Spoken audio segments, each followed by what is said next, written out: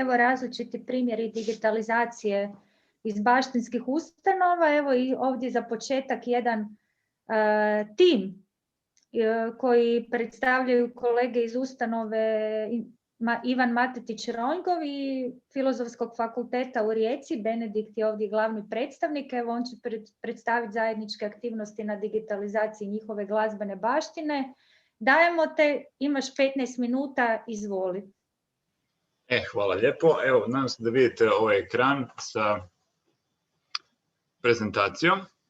Pa evo, sve vas pozdravljam u ime Filozofskog fakulteta i ustanove u kulturi Ivan Matetić Ronjgov. Dakle, gdje ću vam predstaviti u stvari nastojanja da ove dvije institucije pokrenu digitalizaciju upravo u ovoj prekrasnoj ustanovi koja se nalazi u Ronjgima u Rijeci. Ovdje vidite kako izgleda zgrada i predstavit ću vam opću djelatnost, nekakvu istraživačku njihovu manifestacije i građu manje više. Dakle, u ustanovi je pohranjena vrijedna arhivska građa, dakle ostavština Ivana Matetića Ronjgova, od koje najvrijedniji dio predstavlja rukopisna notna ostavština, melografski zapisi i skladbe. Dakle, dio ostavštine Matka Brajše, Rajšana te rukopisna građa skladatelja Nikše Njirića. Dakle, ostavština Ivana Matetića sastoji se od rukopisnih nota, tiskanih nota, knjiga, korespondenciji, Matetićevih bilježaka, dokumenata, fotografija i osobnih predmeta.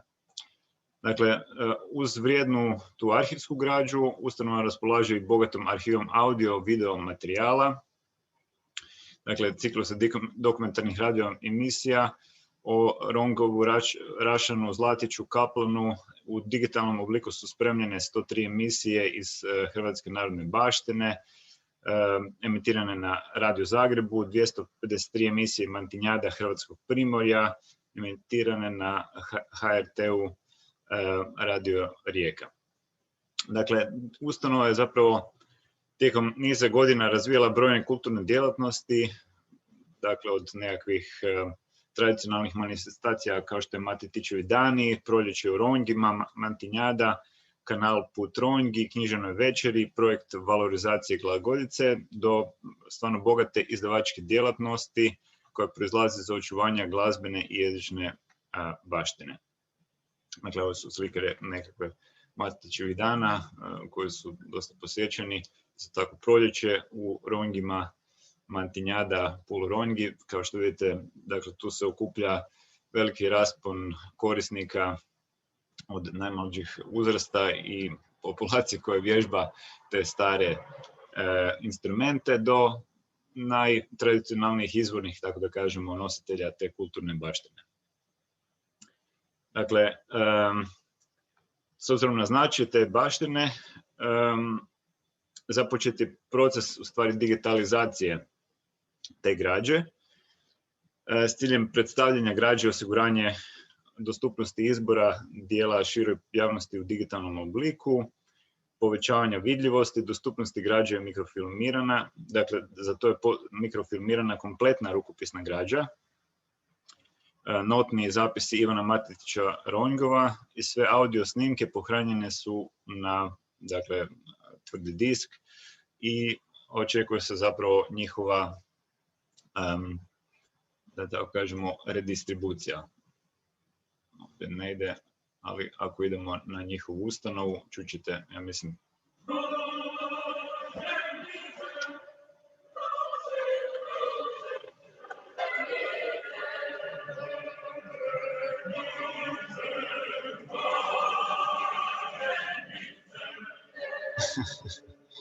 dakle, ovo je stvarno jako zanimljivo. Čuti čim se otvori. Mnogi se ovako malo stresu na početku, ali to je ideja, dakle, da se dobije osjećaj na prvi klik o čemu se tu radi.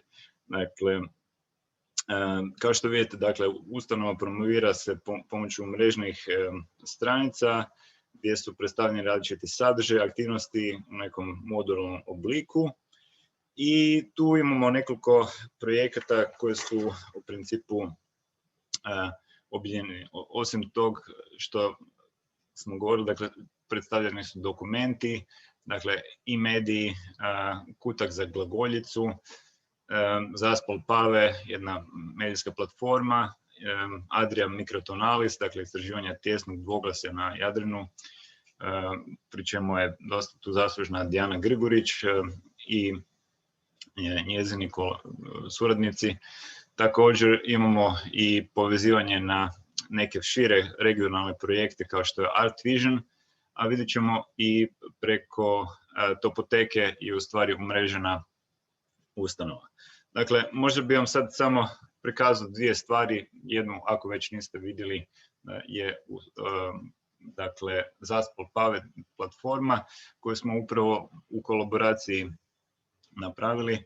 Dakle, radi se o multimedijskoj platformi gdje se može pronaći oko 700 zapisa iz zbirke Zaspal Pave, dakle upravo pohranjeno od strane Ivan Matetića Rongova i editirano od Prašilja. Dakle, uz dva izdanja koja ima u tiskanom obliku, odlučili smo zapravo napraviti neku vrstu digitalnog oblika koji, dakle, prati određenu strukturu u knjizi, to jest postoje kategorije tih pjesama po područjima, dakle tu se može vidjeti Primorje, Istra, Cres, Krk, Pag, Susak i tako dalje.